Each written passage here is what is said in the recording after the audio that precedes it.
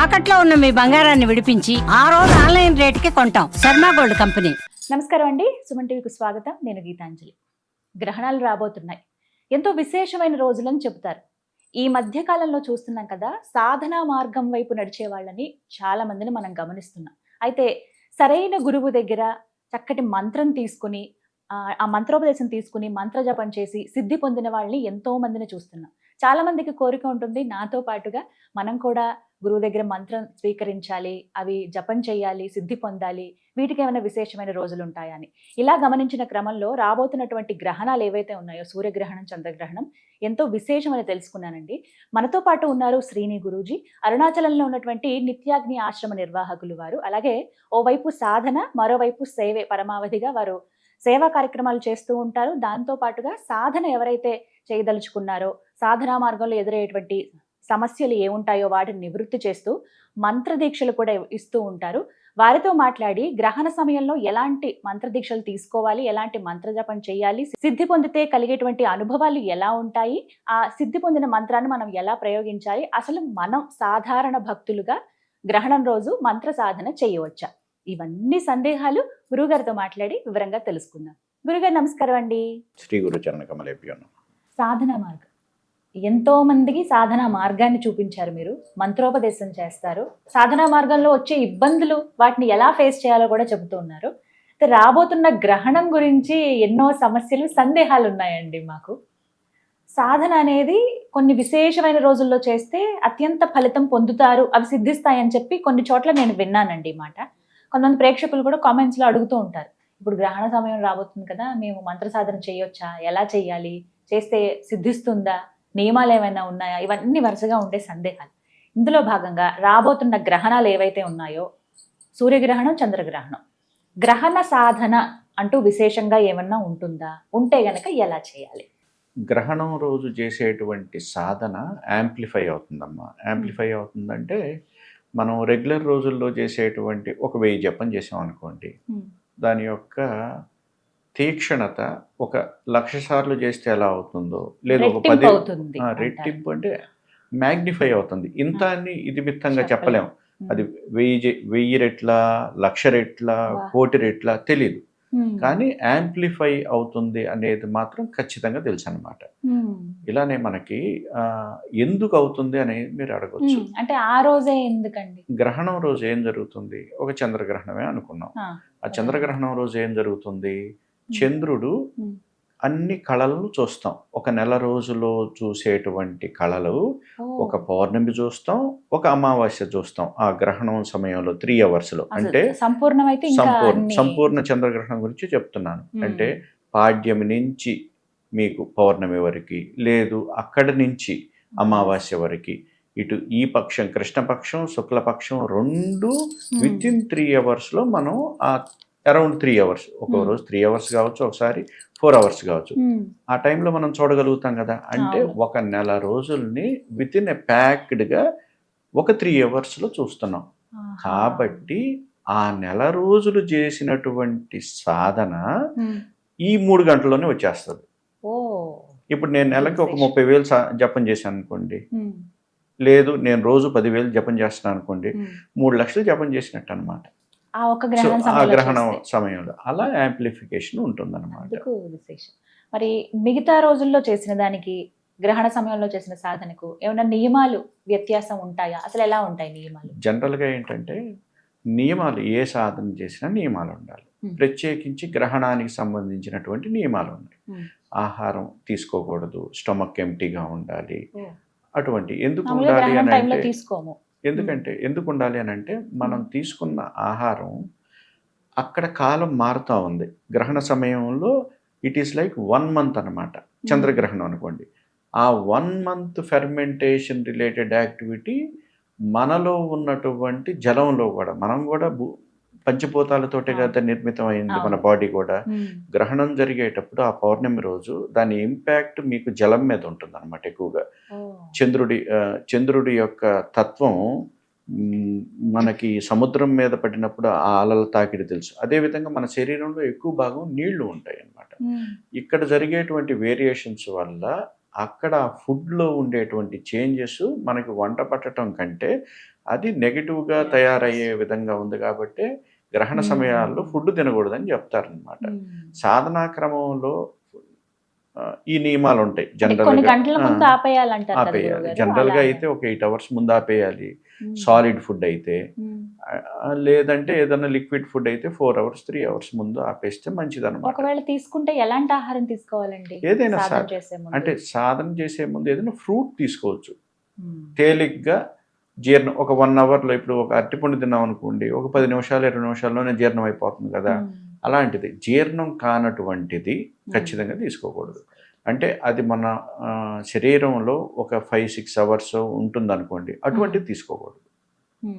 తేలిగ్గా జీర్ణం, పాలు పండ్లు అలాంటివి టక్కన ముందుగానే తీసేసుకొని ఫినిష్ చేసుకొని గ్రహణం స్టార్ట్ అవ్వబోతుంది అనుకున్నప్పుడు గ్రహణ కాలానికి సంబంధించినటువంటి స్నానాదులు ముందుగా వెనక్గా చేసేటువంటి స్నానాలు ఉంటాయి, అవి చేసుకొని గ్రహణ సాధనకు ఉపక్రమించవచ్చు అనమాట. అసలు ఎటువంటి ప్రదేశంలో ఈ సాధన చేయాలి? ఏదైనా కానీ సాధనకి అనుకూలమైనటువంటి ప్రదేశాలు ఉంటాయమ్మా. జనరల్గా ఇంట్లో చేయటం కంటే ఒక క్షేత్రంలో చేయటము, ఒక నదీ తీరంలో చేయటము, లేదు ఒక నిర్జన ప్రదేశాల్లో చేయటము, లేదు ఒక అడవిలో చేయటము, ఇలాంటి ప్లేసెస్లో చేస్తే ఆ ప్రభావం త్వరగా ఉంటుంది అన్నమాట. అంటే ఆ సిద్ధి త్వరగా అవుతుంది.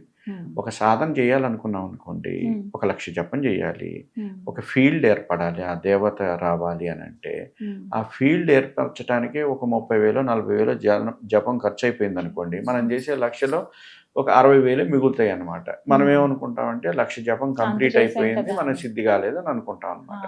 కానీ మన ఇంట్లో మన ఆ ఫీల్డ్ ఏర్పరచడానికి ఇంత జపం వేస్ట్ అవుతుంది అనమాట. అందుకనే దేవతలు తిరిగాడే ప్లేసెస్లో, టెంపుల్స్లోనూ, నదీ తీరాల్లోనూ, ప్రకృతితో సంబంధం ఉన్నటువంటి ప్లేసెస్లోనూ చేసినప్పుడు మనుషులు లేకుండా ఉండాలి. మనుషులు ఎప్పుడు థాట్ వేవ్స్ బయటికి ఎమిట్ చేస్తూ ఉంటారు అనమాట. వాటిలో పాజిటివ్ ఉంటాయి, నెగిటివ్ ఉంటాయి. ఆ నెగిటివ్ థాట్స్ వైబ్రేషన్స్ వల్ల దేవతా శక్తులు త్వరగా రాదు. కాబట్టి ఎక్కడ పాజిటివిటీ ఎక్కువ ఉంటుందో అక్కడ గుడ్ ఫీల్డ్ ఉంటుంది అనమాట. ఆ ఫీల్డ్ దగ్గర, అటువంటి ఫీల్డ్ దగ్గర చేసేటువంటి సాధనలు త్వరగా సఫలం అవుతాయి. అంటే ఏమన్నా విశేషమైన రోజులు అంటూ ఉంటాయా అండి సాధన చేయటానికి, అవి త్వరగా ఫలించటానికి? ఇందాక మీరు అన్నారు పలానా రోజుల్లో చేస్తే యాంప్లిఫై అవుతాయి అని చెప్పి. అంటే అలా ఏమైనా ఉన్నాయి? ఇప్పుడు రాబోతోంది March 3 అంటున్నారు, హోలీ. మరి ఆ రోజున అదే అంటే అది ఎంత పవర్ఫుల్, మనం ఆ రోజు చేయొచ్చా అసలు సాధన? విశేషంగా ఒక సంవత్సరంలో సాధకులకి బాగా అనుకూలమైనటువంటి 4 రోజులు ఉన్నాయమ్మా. ఒకటి ఇప్పుడు రాబోతున్న హోలీ.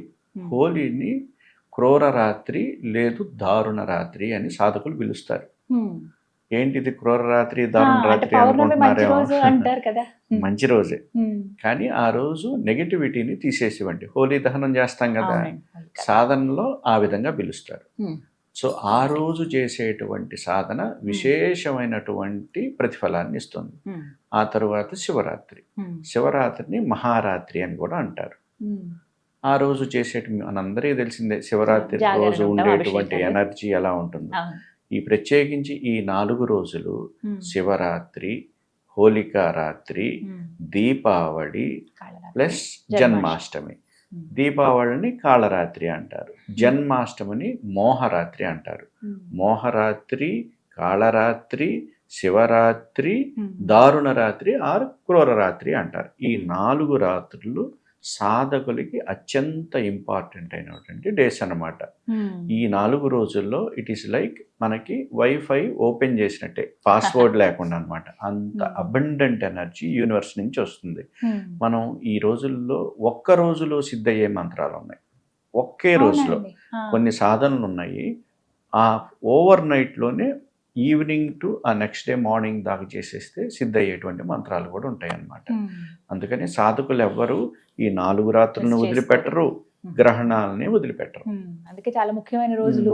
ఏదన్నా కార్యక్రమం గురించి అడిగిన గురువుగారు, రేపు గ్రహణం ఉంది, సాధన ఉంది మాకు, మేము ఇప్పుడు అందుబాటులో ఉండము అని చెప్పేస్తూ ఉంటారు. అప్పుడు అనుకునేదాన్ని, అంటే ఏంటో విశేషం అని, అంటే కేవలం వారు మాత్రమే చేస్తారా, అసలు ఏంటో విశేషం ఇంత పర్టికులర్ గా చెప్తున్నారు అనుకునేదాన్ని. కానీ ఇప్పుడు తెలిసింది, మీరు ధ్యానం చేసే వాళ్ళకి కూడా ఈ గ్రహణ సమయంలో కానీ, ఇప్పుడు నేను చెప్పిన ఈ 4 రాత్రుల్లో కానీ వాళ్ళు ఈజీగా టాంజిబుల్గా డిఫరెన్స్ ఉంటుందన్నమాట. ఖచ్చితంగా నార్మల్గా ఒక ధ్యానం చేసే వాళ్ళకి ఒక మంచి మెడిటేటివ్ స్టేట్కి వెళ్ళటానికి ఒక అరగంట పట్టింది అనుకోండి ధ్యానంలో, ఆ రోజు 2 నిమిషాలే సరిపోతుంది అనమాట. అంతటి అబెండెంట్ ఎనర్జీ పైనుంచి పాస్ ఆన్ అవుతూ ఉంటుంది, మనకి ఓపెన్గా రిసీవ్ అవుతుంది అనమాట. ఇప్పుడు మీరు మాటల్లో అన్నారు గురుగారు, మంత్రం ఇన్నిసార్లు చేస్తే త్వరగా సిద్ధించే ఉంటాయి. మంత్రం విషయం వచ్చింది కాబట్టి ఎటువంటి మంత్రాన్ని అసలు పఠించాలి, ఎటువంటి మంత్ర జపం చేయాలి, ఖచ్చితంగా గురుపదేశం తీసుకోవాలా, గురుముఖంగా నేర్చుకున్నటువంటి మంత్రాన్నే మేము పఠించాలా, మాకు తెలిసిన మంత్రం లేకపోతే మాకు ఇష్ట దైవం ఎవరైనా సరే అలా పఠించేయచ్చా? మంత్రం తీసుకొని ఉపాసన చేయాలి అని అంటే ఖచ్చితంగా గురువు దగ్గర నుంచే తీసుకోవాలమ్మా. లేదు నాకు ఇష్టదైవం ఉంది, నేను ఆ ఇష్టదైవానికి సంబంధించింది ఏదో ఒకటి చేయాలి అని అనుకున్నప్పుడు స్తోత్రాలు ఉన్నాయి కదా, అష్టకాలు ఉన్నాయి, స్తోత్రాలు ఉన్నాయి, అవన్నీ చక్కగా ఎవరిని అడగాల్సిన పని లేదు, చక్కగా మీరు చదువుకోవచ్చు స్తోత్రాల వరకు. కాదు నేను జపం చేయాలి అని అనుకున్నప్పుడు ఖచ్చితంగా గురువుని ఆశ్రయించాలి.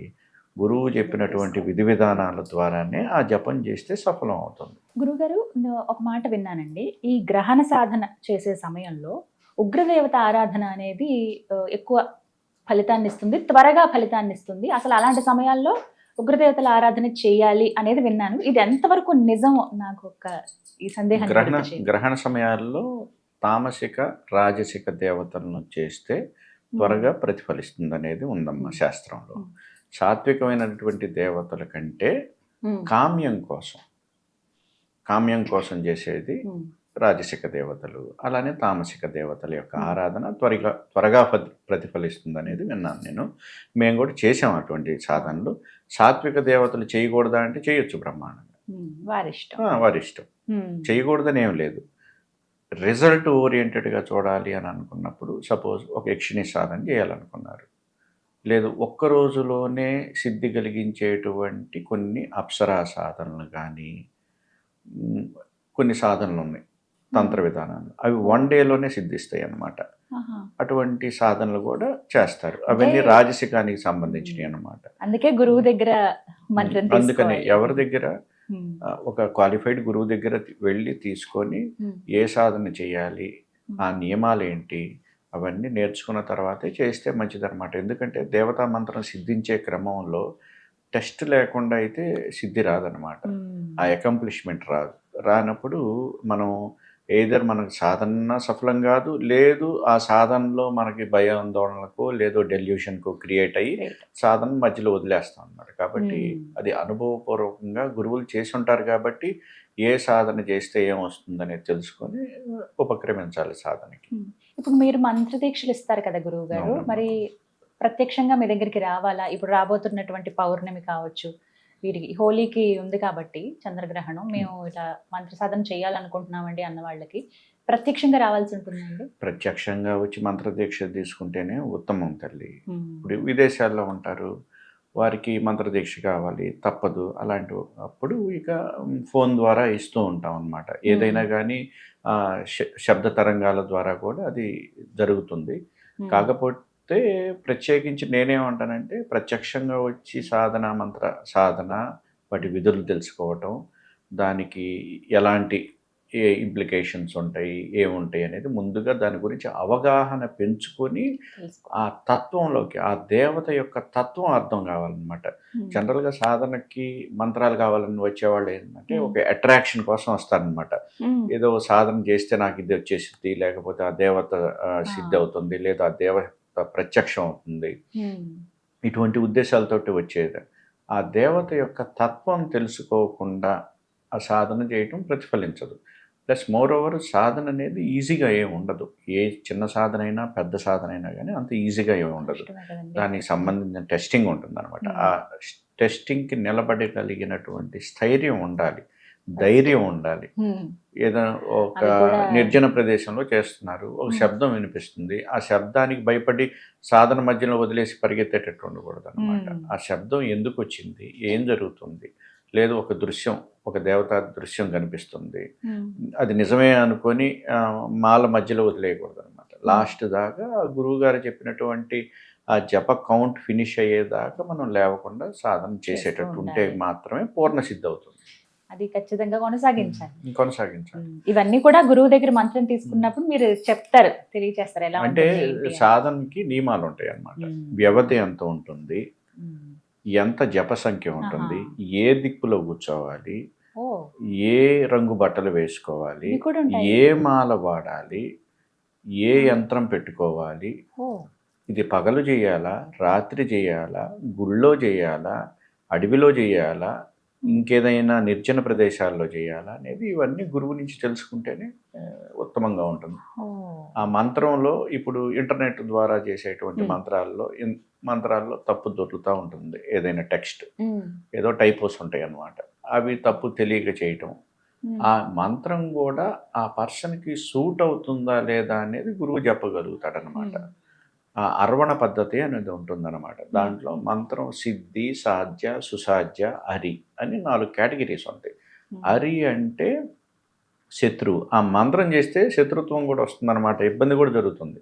అటువంటివి కూడా ఉంటాయి అన్నమాట. అందుకని మంత్రాన్ని తెలుసుకొని క్వాలిఫైడ్గా ఉన్న గురువు దగ్గరికి వెళ్తే మీ నేమ్లో మొదటి అక్షరం ఆ మంత్రంలో ఉన్నటువంటి మొదటి అక్షరానికి ఇది సిద్ధి కేటగిరీలో పడుతుందా, సాధ్యం కేటగిరీలో పడుతుందా, సుసాధ్యం కేటగిరీలో పడుతుందా, హరి కేటగిరీలో పడుతుందా వాళ్ళకి అర్థమైపోతుంది.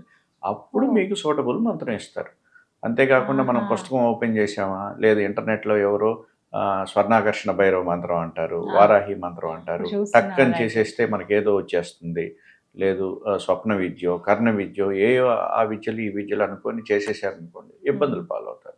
ప్రత్యేకించి ఇలా ఉపాసనా పరంగా సాధనా పరంగా రావాలనుకున్న వాళ్ళకి ఖచ్చితంగా గురువును అప్రోచ్ చేయటం అనేది ఉత్తమమైనటువంటి నియమం. ఇప్పుడు అరుణాచలం నిత్యాగ్ని ఆశ్రమానికి రావచ్చా గురువు గారు?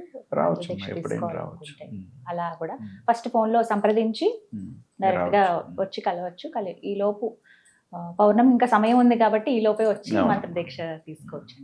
అలాగే ఇప్పుడు ఒక మంత్రదీక్ష తీసుకున్నాము, జపం ప్రారంభించాము, మంత్ర జపం, గ్రహణ సమయం ఇంకా దాదాపుగా పూర్తయి వచ్చింది. ఆ రోజే సిద్ధించేవి కూడా ఉన్నాయని అన్నారు కదా. అసలు ఆ మంత్ర సాధన ఏదైతే ఉందో, ఆ జపం చేసినటువంటి దాని ఫలితం ఎన్ని రోజుల్లో అందుకోవచ్చు? వెంటనే అందుకోవచ్చా? అసలు సిద్ధించిందని మాకు ఎలా తెలుస్తుంది? ఇది డిపెండ్స్ అమ్మా. ఇప్పుడు మంత్ర సాధనకి ఒక అంగాలు ఉన్నాయి, పురస్చరణ విధులు ఉన్నాయి. ఫస్ట్ జపం చేయాలి, ఆ తర్వాత తద్దశాంశ హోమం చేయాలి, దానిలో ఉన్న దశాంశంతో తర్పణ చేయాలి, దానిలో ఉన్న దశాంశంతో మార్జన చేయాలి, ఆ తర్వాత అన్న సమారాధన చేయాలి. ఈ అన్ని అంగాలను కలిపి పురస్చరణ అంటారు. ఆ పురస్చరణ చేసిన తర్వాత ఆ మంత్రం సిద్ధయిందో లేదో ప్రయోగం చేసి చూడాలన్నమాట. ఆ ప్రయోగం అంటే ఒక మంత్రాన్ని, ఒక దేవతా మంత్రాన్ని మనం ప్రాపర్గా గురువు దగ్గర నుంచి తీసుకొని, అంటే మంత్రం తీసుకునేటప్పుడే ఆ మంత్రం ఏ దేవతది, దానికి ఋషి ఎవరు, దానికి ఛందస్సు ఏమిటి, దానికి బీజం ఏమిటి, దానికి కీలకం ఏమిటి, దానికి న్యాసం ఏమిటి, ఈ అంగాలన్నీ తెలుసుకోవాలి. ప్రాపర్గా మంత్ర జపం చేయాలి. ఆ నియమిత సంఖ్య చేసిన తర్వాత దానికి దశాంశ హోమం చేయాలి.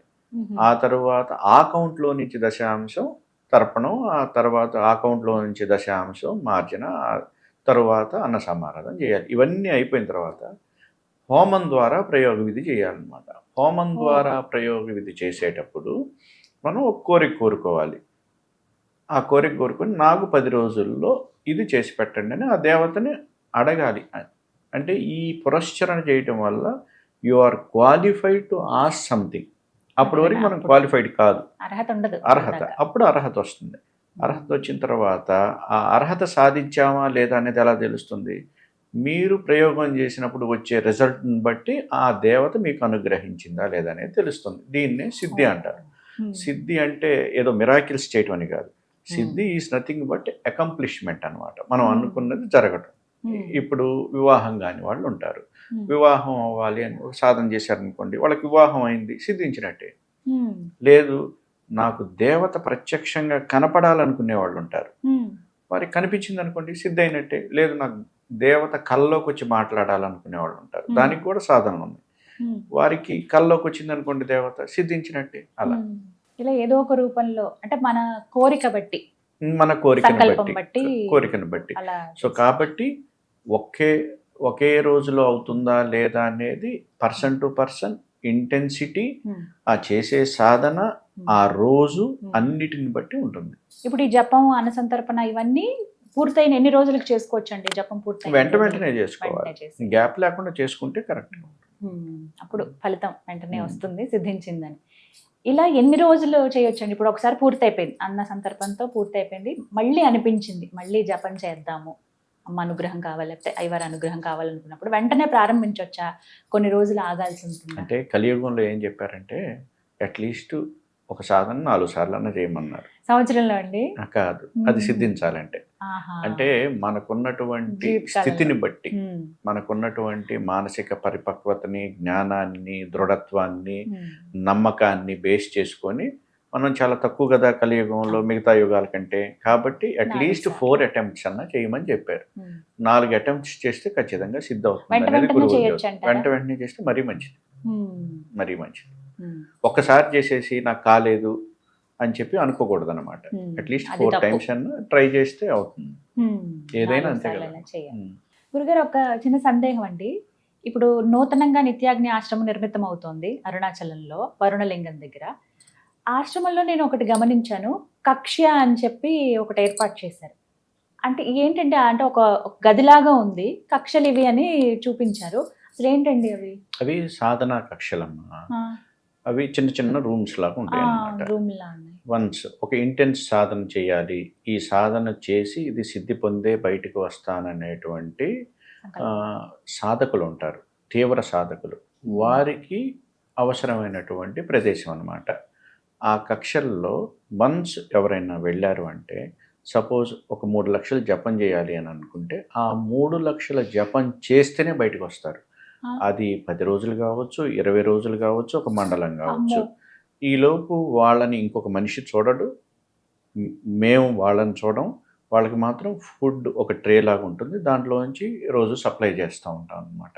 అంటే ఇది భారీ మా- నిత్యకృత్యాలు, ఇది స్నానం మా ఆచరించడం ఇవన్నీ లోపల ఉంటుంది కదా, టాయిలెట్స్ ఆ. ఉంటాయి, వాష్రూమ్స్ ఉంటాయి లోపల. వాళ్ళు ఒక్కలే ఉంటారు. వాళ్ళు ఒక్కళ్ళే, ఇంకొక మనిషిని చూడరు. ఆ రూమ్ కూడా అదే కలర్ ఉంటుంది, వాళ్ళు అదే డ్రెస్ వేసుకొని ఉంటారు. ఆ దేవత పలికేదాకా, అంటే ఆ సిద్ధి అయ్యేదాకా వాళ్ళు బయటికి రారు. ఇలా మా గురువు గారి ఆశ్రమం, మా పరంపరలో ఇటువంటి కక్షలు ఉన్నాయి. ఇది మా పరంపరలో భాగంగా మా గురువు గారి ఆశ్రమంలో ఉన్నాయి. ఇప్పుడు మేము కూడా అట్లాంటిది ఎస్టాబ్లిష్ చేస్తున్నాం అనమాట. కప్పులో ఒక 4-5 కక్షలు ఏర్పాటు చేసి. అది ఒక నిజంగానే చాలా డిఫరెంట్ ఎక్స్పీరియన్స్. అంటే అలా ఎవరైనా చేయొచ్చా?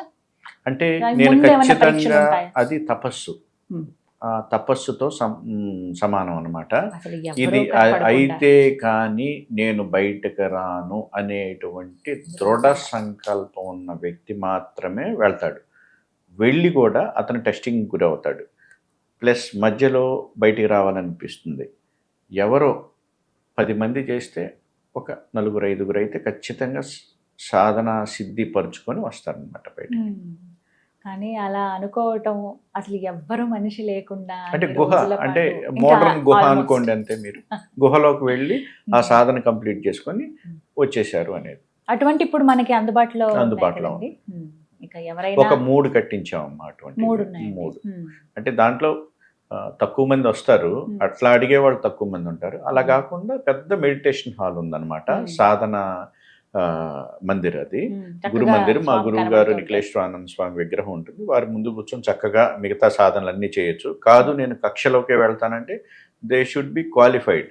అంటే అలా వెళ్ళి 2 రోజులు వెళ్ళి 3వ రోజు రావటం కాకుండా వాళ్ళకి అట్లీస్ట్ ప్రీవియస్ సాధన చేసినటువంటి అనుభవం ఉండాలి. ప్లస్ ఏదైనా దేవత అనుభూతులు కలిగినప్పుడు భయపడకుండా ఉండాలి. ఎందుకంటే వేరియస్ అనుభూతులు ఉంటాయి అన్నమాట. కొన్ని భయంకరంగా కూడా ఉంటాయి అనుభూతులు. అంటే అలా ఎవరన్నా వచ్చి ఏదో ఇబ్బంది పెట్టినట్టు కానీ, పెద్ద పెద్ద శబ్దాలు వినిపించడం కానీ, వాటికి భయపడని వ్యక్తులైతే వాటికి అలో చేస్తాం అన్నమాట అటువంటి సాధన కక్షలు. ఎన్నో పరీక్షలు ఉంటాయండి, అంత సులువు కాదు, ఏది సులభంగా రాదమ్మా.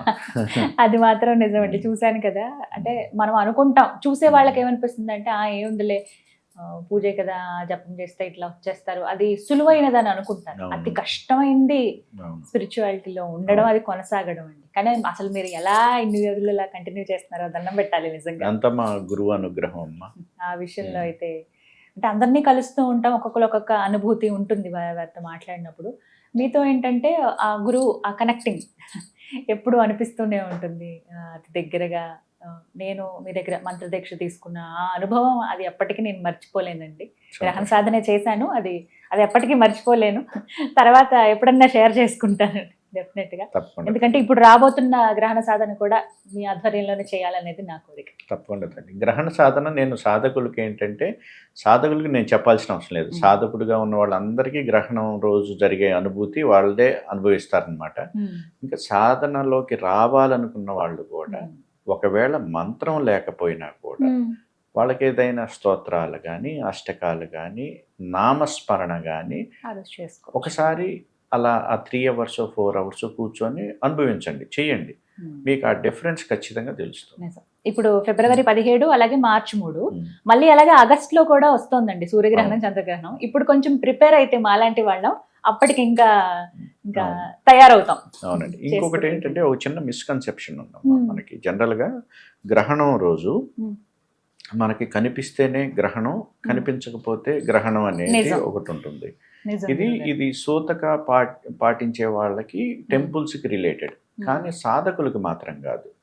సాధకులు అది గ్రహణం కనిపించినా కనిపించకపోయినా కూడా సాధన చేయాలి. అంటే ఇది ఎలాంటిదంటే, మీ కళ్ళ ముందు ఒక ఇన్సిడెంట్ జరిగింది, ఒక బాంబు పడింది అనుకోండి, ఒక పెద్ద అక్కడి నుంచి ఒక విస్ఫోటనం, మీ కళ్ళ ముందు ఆ విస్ఫోటనం చూశారు కాబట్టి మీరు ప్రతిస్పందించేటువంటి తీరు వేరుగా ఉంటుంది. ఇదే మీ వెనకబడింది, సేమ్ విస్ఫోటనమే, అది కూడా కానీ చూడలేదు కాబట్టి తక్కువ ఇంటెన్సిటీ ఉంటుంది అని అనుకుంటారు. కానీ రెండిటి యొక్క తీవ్రత భూమి మీద ఒకటే. ఎందుకు భూమి మీద ఒకటే అంటానంటే, మనకున్నది ఒకటే సూర్యుడు, ఒకటే చంద్రుడు, వీళ్ళిద్దరికే కదా గ్రహణాలు వచ్చేది. అంటే ఒక సెలెస్టియల్ హ్యాపెనింగ్ జరిగినప్పుడు దాని ఇంపాక్ట్ మనకి కనిపించినా కనిపించకపోయినా భూమి మీద ఒకటే. మనం చూస్తే ఒక రకంగా, చూడకపోతే ఒక రకంగా కాదు. ఇప్పుడు చూసాము, ఆ విస్ఫోటనం యొక్క రిజల్ట్ ఏదో ఒకటి పాడైపోయి ఉంటుంది, చూడలేదు అయినా పాడైపోయింది కదా. కాబట్టి సాధకుడికి రెండు ఒకటే. ఈ అంటే మామూలుగా సాధారణంగా మాలాంటి వాళ్ళు ఎలా చూస్తామంటే, కనిపించదు కదా, పట్టు విడుపులు ఏం లేవు, స్నానం ఆచరించేవి, అంటే ఈ పట్టు విడుపులు related, that is fine, but not for సాధకులు కనిపించినా కనిపించకపోయినా సాధన చేయాలి. పూర్తి భిన్నమైన జీవితం అండి మీది. ఒక ఐటీ ప్రొఫెషనల్ మీరు, అక్కడి నుంచి పూర్తిగా మారిపోయి ఇప్పుడు ఇలా వచ్చేసారు. కానీ చాలా సంతోషం అనిపిస్తుంది. అంటే కొన్ని ముందుగానే నిర్ణయించబడి ఉంటాయని అంటారు కదా, అది హ్యాపీ అనిపిస్తుందా ఇప్పుడు మీ జీవితం వెనక్కి తిరిగి చూస్తే? హ్యాపీ అనిపిస్తుంది. అంటే భగవంతుడు మమ్మల్ని ఒక పనిముట్టుగా వెనుకొని, మా గురువు మమ్మల్ని మార్గదర్శకం చేసి, మాకు మార్గదర్శకం చేసే అవకాశం మా గురువు ఇవ్వటం, తద్వారా ఎంతోమంది జీవితాల్లో వెలుగు నింపాలనేది మా ఆశయం. అదేవిధంగా ఎక్కడికి వెళ్ళినా, లాస్ట్ ఇయర్ బిఫోర్ ఇయర్ అనుకుంటాను, యుఎస్ వెళ్ళినా కానీ, ఇండోనేషియా, అక్కడ కూడా మంత్రదీక్షలు ఇవ్వటం. మా గురువు యొక్క నిజమైన గురుసేవ ఏంటంటే, ఆ గురువు చెప్పినటువంటి టీచింగ్స్ని స్ప్రెడ్ చేయటమే కదమ్మా, 10 మందికి చేరవేయటమే కదా, ఆ జ్ఞానాన్ని 10 మందికి పంచడమే కదా. మేము అనుభవించాం, దాన్ని రిజల్ట్స్ పొందాం. మేము పొందినప్పుడు అది 10 మందికి పంచాలి, ఆ పంచే డ్యూటీలో ఉన్నాం. అసలు ఎంత సౌమ్యంగా ఉంటారంటే, అది ఎంత, ఇందాక అన్నారు కదా మీరు, విస్ఫోటనం అయినా ఏదో ఇలా అనిపిస్తుంది మనం చూడకపోయినా, కళ్ళ ముందు ఎలా చూసినా, ఎలాంటి మనుషులు వచ్చినా, ఎవరంటే చాలా సౌమ్యంగా సమాధానం ఇస్తారు. అది నాకు చాలా, అది ఇన్స్పిరేషన్. ఖచ్చితంగా మీ నుంచి నేను తీసుకుంటాను, అది ఇన్స్పైర్ అవుతాను డెఫినెట్గా ఆ విషయంలో. అంటే హడావిడి పడిపోకూడదు, ప్రశాంతంగా జరుగుతుంది. ఒక నిమిషం లేట్ అవుతుందేమో మహా అయితే, కానీ ఎంత శాంతంగా ఉండాలి అనేది మీ నుంచి నేర్చుకున్నాను గురువుగారు నేను. అది థ్యాంక్ యూ, మీరు నాకు అది బోధించినందుకు. అంటే ఇవన్నీ ఎక్స్పీరియన్స్ ద్వారానే తెలుస్తాయి, విశేషంగా కూర్చోబెట్టి ఇలా చెప్పరు ఏది. అంటే ఇలా ఇంటర్వ్యూస్ చేసేటప్పుడే చాలా, అంటే అందరు గురువుల దగ్గర ఒక్కొక్కటి నేర్చుకుంటాను, అలా మీ దగ్గర ఎక్కువ నేర్చుకున్నాను నేను. చాలా కనెక్టింగ్ చెప్పాను కదా, అది ఎందుకో ఏమో పూర్వజన్మ సంబంధం ఏమో, అదొక అనుబంధం అలా ఉండిపోయింది. అది చాలా సంతోషం అనిపిస్తుంది ఎప్పుడు తలుచుకున్నా కూడా. మళ్ళీ మంత్రదీక్షలు కానీ ఇవన్నీ ఎప్పటికీ ఇంకా ఎన్నిసార్లు చెప్పినా తక్కువే అవుతుంది. అది చాలా సంతోషం గురుగారు. మీ చరణాలకు నమస్కారం.